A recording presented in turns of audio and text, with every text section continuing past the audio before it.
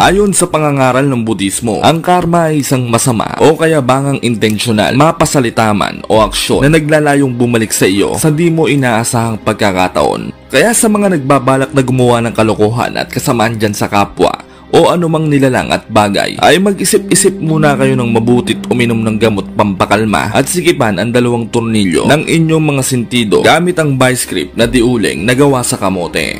Napakarami ng nasampulan ng hagupit ng karma mga kaibigan, partikular na sa mga combat sport na talaga namang pinagigilan ng mga fans dahil gusto nilang karmahin at gumapang sa talbos ng kantutay at cactus ang mga hambog at mayayabang na fighter.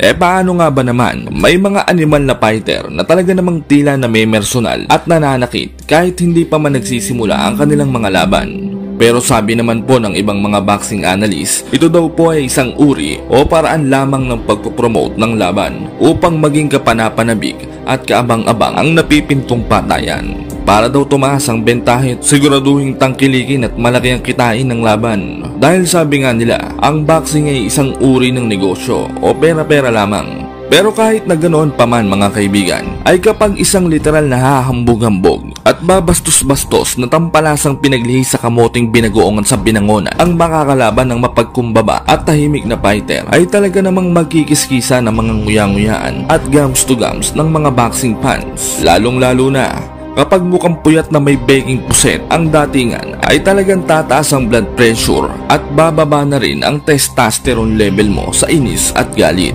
Kagaya na lamang ng nangyari kay Adrian Dacoloqui Broner na tirador ng binangbangang kamote. Napakawalang iya ng boksingerong ito mga kaibigan at sobrang kalawang na mga lumalabas sa tabas ng bunganga. Mahiya mo pinaglihi sa pit ng kalabaw na may pasak ng pacifier na singtaba ng poste ng kamote Napakalakas pang mang-asar. Akala mo naman makapangyarihang engkantong may brilyante ng tinga at kulane. Ang hindi niya alam, ang kinakanti niyang boksingero ay isang malignong lamang lupa na may lahi ng mga may anger management na tikbalang sa lakas ng mga suntok. Kaya naman sa mismong laban ay talaga namang bugbog da alimpungatan ang kanyang inabot na sa sobrang bugbog ay nagmistulang kulaning tinantusan ng palakang kinangkang ng 10 kabayong sakang na walang balakang ang sinapit nito.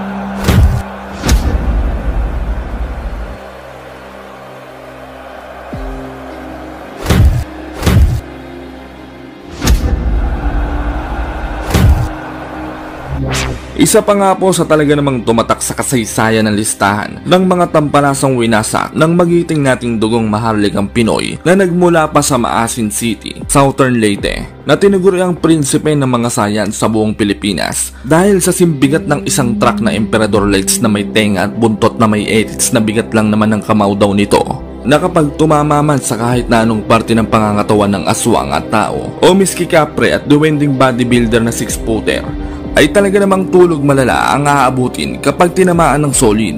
Ngunit sa kabila nga po ng pagiging makapangyarihan ng kababayan nating ito mga kaibigan, na walang iba kundi si Prince Albert Pagara, ay mantakin nyo ba namang nakuha pa ring bastusin ito ng isang hampas lupang putik ng inasikasong may trangkasong kabayong may lahing adobong burnek? At talaga namang sinubukan ang pagkalalaki at pagkahali-halimaw ng ating nag-iisang bidang mananabas. Napakawalang hiyang nilalang nito mga kaibigan. Kita nyo naman sa larawan na mukhang antok na masigla na nasobrahan sa vitamin J, A, K, O at L ang datingan nito. Ngumisipa ng bahagya mahiya mo na maretiradong attorney walang naipanalong kaso.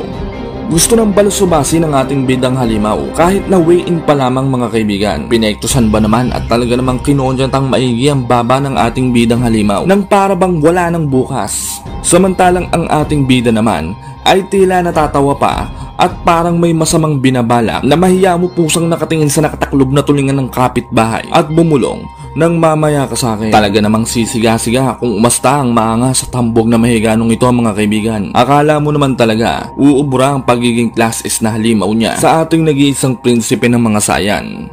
Bukod niya po sa kaangas-angasan na ipinamalas ng Mexicanong si Jesus Antonio Rios sa kanilang weigh-in na kapatid sa ampon ng nanay ng kabit ng lolo ng tita at tiyuhin ng pamangkin ng hipag at biyena ni Brandon the Punching Bag Rios, ay napakarami pa nga rin pong kabalasubasang mga salita ang lumabas sa puwerta ng bunganga nito.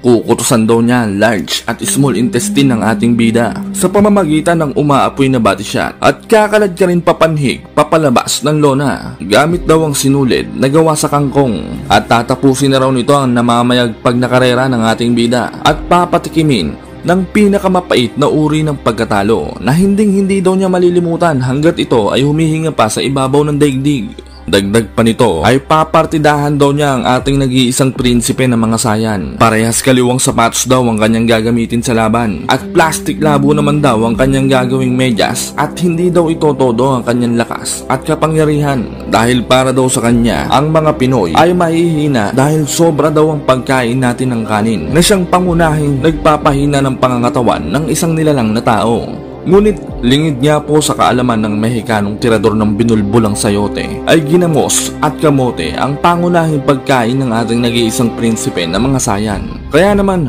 purong-puro ang pangangatawan nito at talaga namang malakalabaw na siniksik sa lakas ng kamao at galawan. Subalit sa kabila nga po ng mga kayabangan ng animal na Mexicanong ito ay may maipagmamalaki din naman talaga ang damukos na ito mga kaibigan.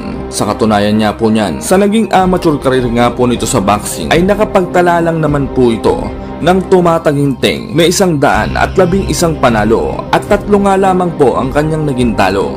Kaya ibang-iba din ang kalibre at hindi basta-basta ang kapangyarihan ng Mexicanong ito na anak nga po ng mag-asawang mambabarang at manananggal na may scoliosis at polio.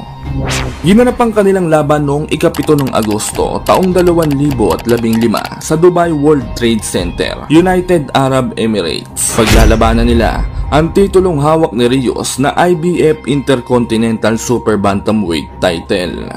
May kartadang 24 na panalo, 18 ay tinapos sa pamamagitan ng brutal na knockout at walang bahid ng anuman talo ang ating bidang halimaw. Samantalang ang anak ng mambabarang naman ay may 31 panalo, 25 ay tinapos sa pamamagitan ng knockout at 3 talo lamang. Bagamat may 3 talo sa kartada, ang halimaw ng mambabarang na ito mga kaibigan ay pangitang-pangita na lamang ito sa experience at quality of position o bigat ng mga nakasagupang hunyangot halimaw.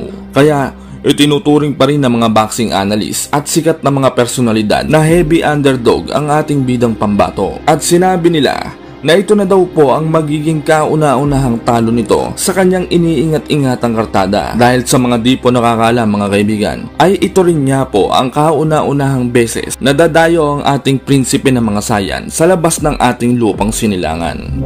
Sa mismong laban, ang labo ng kuha ng video.